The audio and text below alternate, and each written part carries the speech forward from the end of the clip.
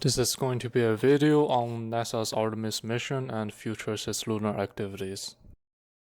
There are 4 space commercialization motivations. 1. Servicing of the International Space Station. 2. Rise of hospitality, tourism, entertainment industry interest.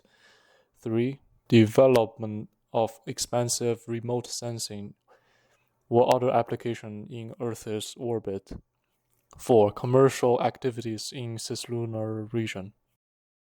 A little history about space commercialization. The initiative is NASA's Telstar 1 satellite, which was launched into orbit on July 10th, 1962. It allowed first live broadcasts of television images between the US and Europe. Since then, there were many privately funded spaceflight. The trend was that every 2 decades or so, we advanced one small step. On July 28, 2010, Obama issued a guidance for all government activities in space. The policy leans support for US business interests. NASA published a report in 2014, and it listed 8 areas of space capability development with partnership for strong economic stimulation with the private sector. Space tourism is reducing costs and risks of human spaceflight. This leads to the news article that Artemis I was the first time in nearly 50 years that NASA has launched a rocket intended to travel to the moon. The Orion spacecraft has 3 parts. The tip is the launch abort system. It safely positions the crew for landing. It's the fail-safe. The second part from the top is the crew module. It can transport 4 crew members beyond the moon, and it provides a safe habitat throughout the mission. All systems in the module were updated from 50 years ago. The bottom part is the service module. It's made in collaboration with European Space Agency.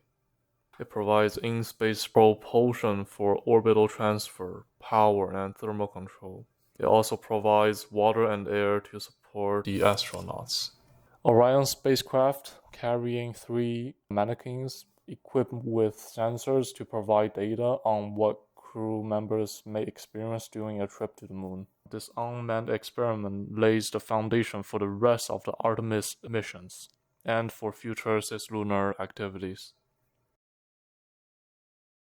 Artemis I is a uncrewed moon orbiting mission. The Orion spacecraft will fly 100 kilometers above the surface of the moon, and it will stay in orbit for 6 days to collect data and allows mission controllers to analyze the performance of the spacecraft. After 6 weeks, the mission ends with Orion's capability to return to Earth.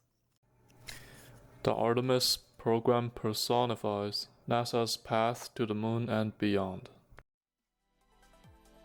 In the future, NASA will do 2 more missions to do additional testing in the deep space. Subsequent missions and programs will include similar ones but with decreasing reliance on Earth. As we move our target from the moon to Mars, Earth's ground control won't be able to make decisions and communicate with the spacecraft in time. After all, there's a 13 minutes delay between Earth and Mars. Thank you for watching this video, and I hope you learned something new. We go about our daily lives understanding almost nothing of the world.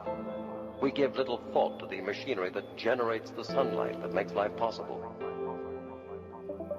to the gravity that glues us to an Earth that would otherwise send us spinning off into space, or to the atoms of which we're made and on whose stability we fundamentally depend.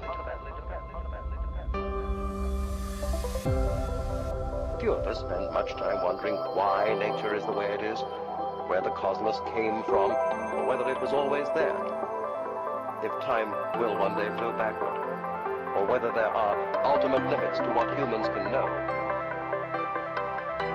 What is the smallest piece of matter, why we remember the past and not the future, and why there is a universe.